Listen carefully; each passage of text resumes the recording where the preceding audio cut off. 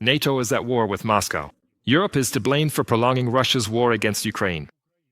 And North Korea, on the contrary, tried to stop the confrontation. These and other fairy tales were voiced by Putin at the Valdai Discussion Club meeting. In his alternative universe, the Russian army is advancing relentlessly along the entire front line. Nothing new. The usual mantras of Kremlin propaganda. After all, admitting that in September alone the Russian army lost 28,000 soldiers, and that the Ukrainian armed forces are carrying out counteroffensive actions in the Donetsk region, is simply beyond him. Let's break down how the Russian dictator lies about the situation at the front, and who is doing everything they can to help him with this. Let's go back 2 months and recall the meeting of the two dictators, Putin and Lukashenko. Sitting on a bench on Dalam Island on August 1st, they discussed the supposedly imminent collapse of Ukrainian defensive lines. As usual, whatever is on Putin's mind is on Lukashenko's tongue. Back then, the Belarusian dictator insisted that Kiev should ask the Kremlin for negotiations, otherwise the Russians would supposedly seize everything soon. A month and a half, maybe 2, I don't know. There won't even be any defensive structures left there at all. The Russians will slowly bite off, seize everything, and then move on. They'll take back more territory. 2 weeks later, on August 16th to be exact, the Russian dictator went to see the American president to show him his cherished maps, which supposedly display the mythical achievements of the Russian army. The goal is clear: to force the head of the White House to withdraw support for Ukraine and pressure Kiev into accepting terms that benefit Moscow.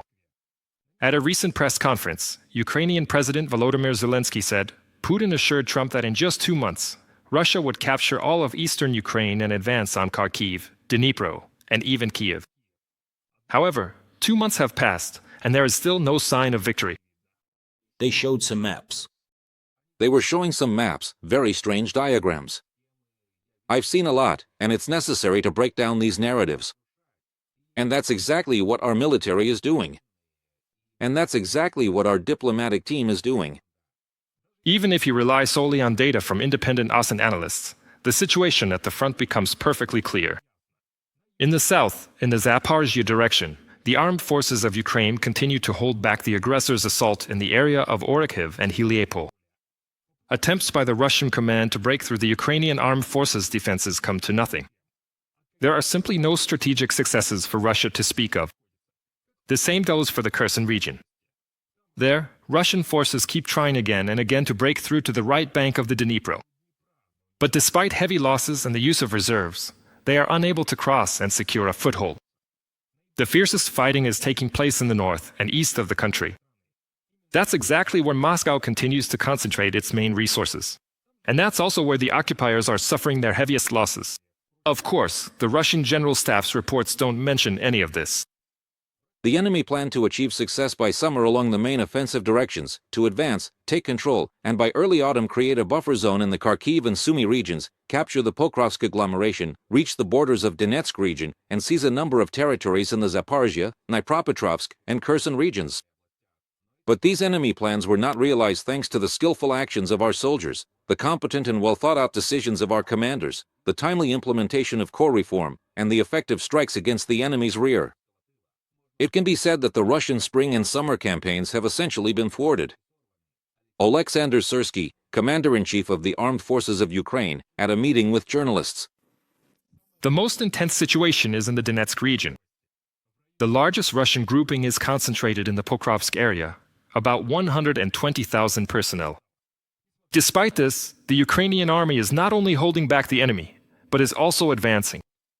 Novkonomik and Yadakny have been liberated, and the situation near Rodensk has been stabilized. In the Dobropilya direction, the initiative clearly belongs to the armed forces of Ukraine.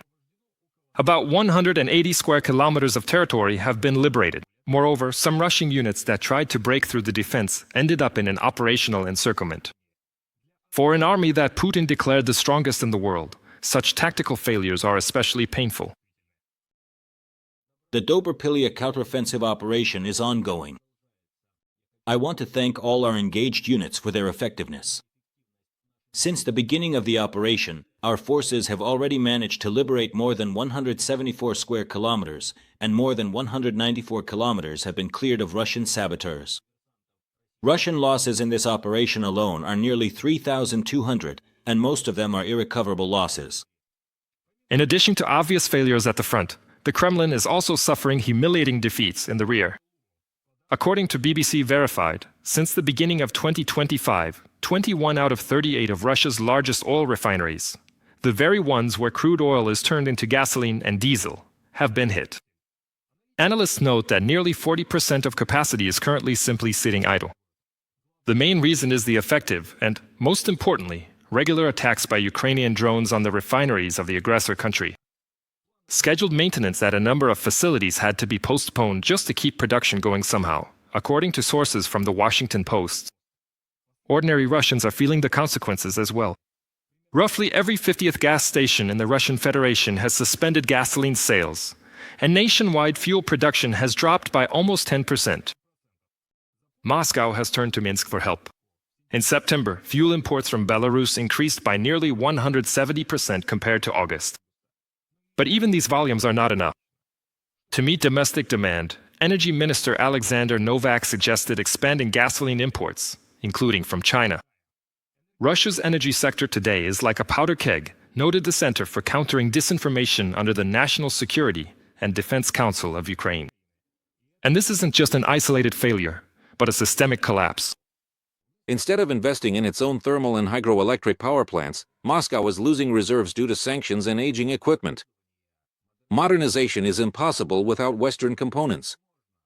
Even without Ukrainian strikes, the system is bursting at the seams.